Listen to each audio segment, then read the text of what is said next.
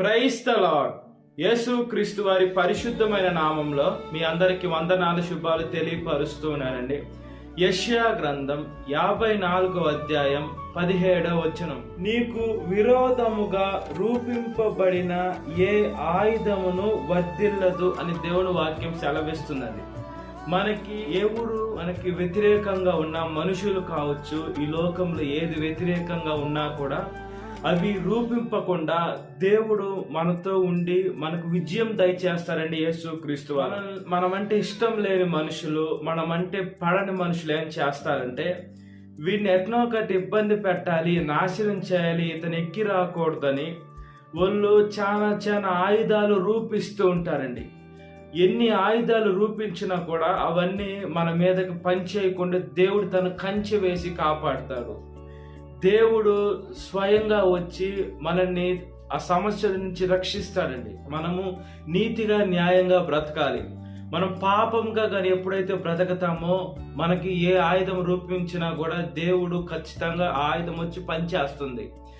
మనము నీతిగా న్యాయంగా జీవించుకుంటే, మనం ఎప్పుడైతే నీతిగా న్యాయంగా జీవిస్తామో ఏ ఆయుధము మన మీద వర్ధిల్లకుండా దేవుడు కాపాడేటువంటి దేవుడు. బైబిల్ గ్రంథంలో అనేక మంది భక్తుల్ని దేవుడు కాపాడినట్లుగా మనము దేవుని లేఖనాలు చూసుకోవచ్చండి. హెజికియా రాజు ఉన్నారు. ఆయనకి ఒక చనిపోయేటువంటి ఒక రాజపుండు అనేది వచ్చింది. ఆయన ఆ పుండుతో ఆయన చనిపోతాడు. అయితే ఆయన ఎప్పుడైతే దేవుడు వైపు తిరిగి ఎక్కి ఏడుస్తాడో ఖచ్చితంగా దేవుడు ఆయనకి స్వస్థత వచ్చారు. మరణకరమైన రోగం వచ్చినా కూడా దేవుడు స్వస్థపరిచి ఆ రోగం అతని మీద జయం పొందుకోకుండా అతనికి సాక్షాత్ 15 సంవత్సరాలు ఎలా పెంచారంటే, ఆ హెజికియా రాజు ప్రార్థన చేశారు, అయ్యా నన్ను క్షమించండి, నేను కొద్ది రోజులు బ్రతకాలనుకుంటున్నాను, ఈ రోగం నాలో నుంచి తీసివేయని ప్రభు అని గోడ వైపు తిరిగి ఎక్కి ఏడ్చినప్పుడు దేవుడు స్వస్థపరుస్తారండి. మనల్ని కూడా స్వస్థపరచాలని దేవుడు చూస్తున్నాడు. కొంతమంది మనుషులు వ్యతిరేకంగా, అంటే ఐగుప్తు దేశంలో ఉన్నటువంటి వారందరూ ఇశ్రాయేలీయుల వారిని ఎప్పుడైతే వ్యతిరేకంగా వాళ్ళకి ఆయుధాలు రూపించుకొని వస్తూ ఉన్నారో, ముందు ఎర్ర సముద్రం ఉందో దేవుడు అద్భుతంగా తన బిడ్డలను కాపాడారు.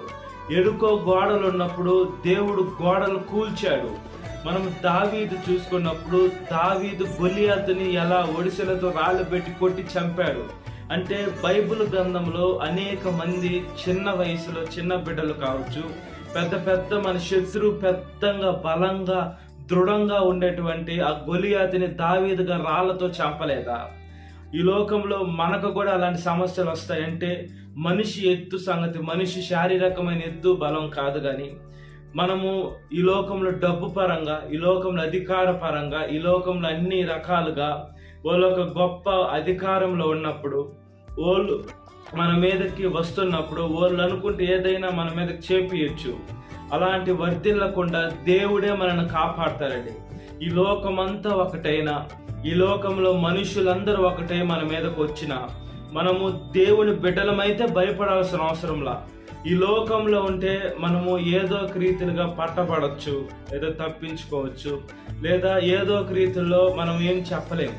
అయితే ఎప్పుడైతే దేవుని బిడలుగా ఉంటామో, దేవుడు చిత్తాన్ని నెరవేర్చే బిడలుగా ఉంటాము, దేవుడు వాక్యానుసారంగా చూసేటువంటి బిడలుగా ఉంటాము, దేవుడు మన మీదకి ఎవరు వస్తున్నా కూడా మన ముందు దేవుడు నడుస్తాడు. కాబట్టి మన దగ్గరికి రావాలంటే ముందు దేవుడిని దాటుకొని మన దగ్గరికి రావాలి.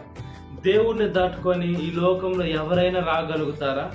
ఎవరు రాలేరండి. దేవుడు తన కాపాడే దొత్తులకు కంచె మన చుట్టూ ఉంచి ఉన్నాడు. అంటే దేవుడు మన పట్ల ఆయన ప్రేమ ఎంత గొప్పగా ఉంది.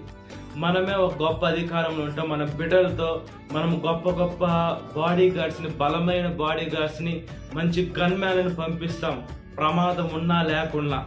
ఈ లోకంలోనే అలాగుంటే మన పరలోకపు తండ్రి, మన కోసం ప్రాణం పెట్టిన తండ్రి, ఈ లోకాన్ని సృష్టించిన తండ్రి, ఆయన ఎంత గొప్ప అధికారులకి అధికారి, ఆయన రాజులకే రాజు, ప్రభువులకే ప్రభు. ఇంత గొప్ప దేవుడిని మనం సేవిస్తున్నప్పుడు మనతో ఆయన దూతల ఒక కంచె ఉండదా? అంటే ఖచ్చితంగా ఉంటుంది. ఎప్పుడు ఉంటుందంటే ఆయన బిడలుగా జీవిస్తేనే ఉంటుంది, ఆయన వాక్యానుసారంగా జీవిస్తేనే ఉంటుంది.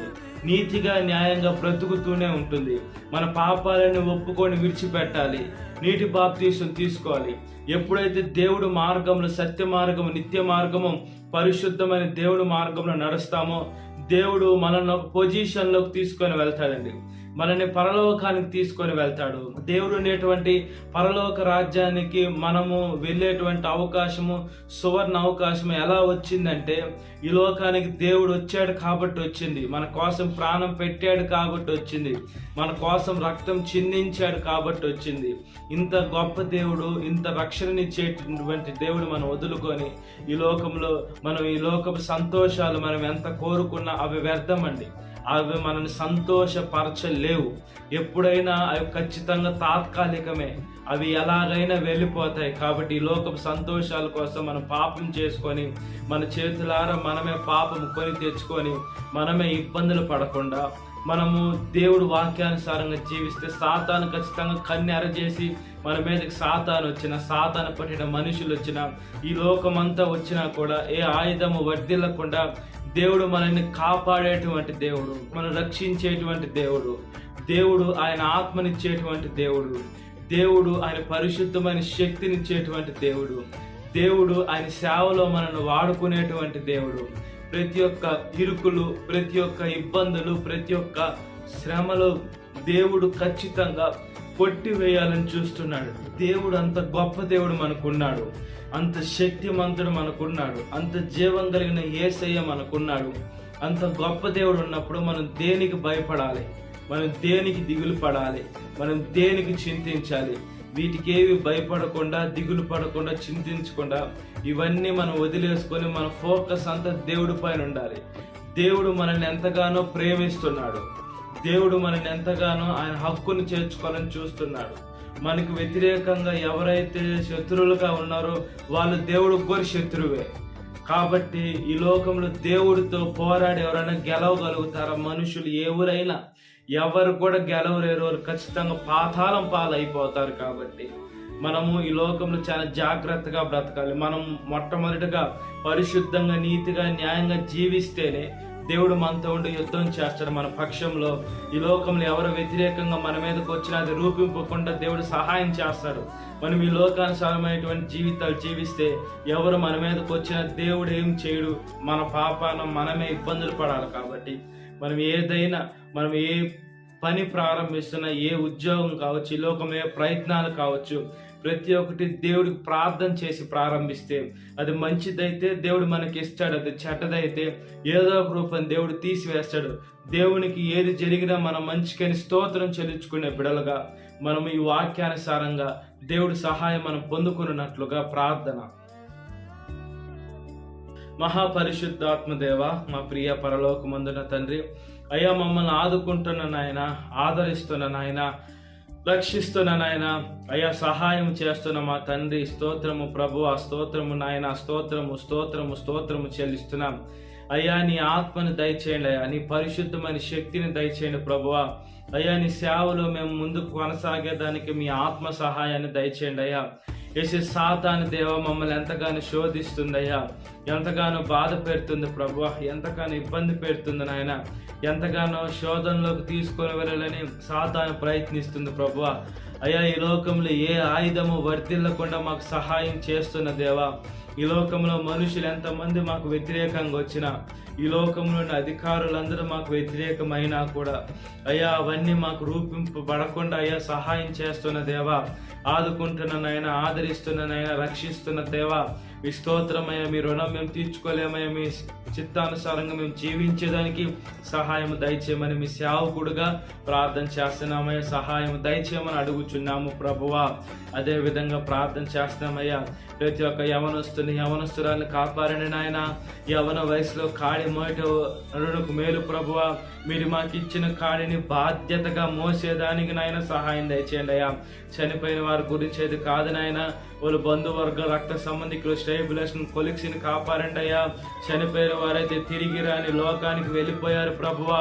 ఎప్పుడైతే మీ బిడ్డలుగా మేము చనిపోతామో మళ్ళీ తిరిగి లేపడతాం కాబట్టి ఒకరినొకరు చూసుకునే అవకాశం ఉంటుంది. కాబట్టి గాయం రేపేది మీరు గాయం కట్టమని అడుగుచున్నామయ్యా. ఈరోజు పెళ్లి రోజు జరుపుకునేటువంటి వారిని కాపాడండి అయ్యా.